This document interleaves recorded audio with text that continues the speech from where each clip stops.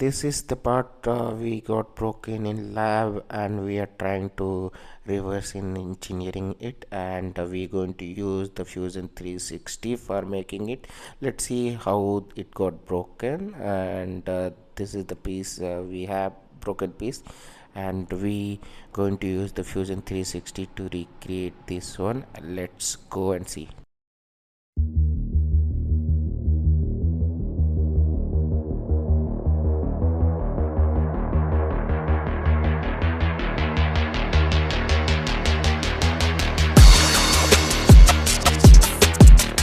And let's go to the 3D printer, and this is my 3D printer here, and I'm going to create here.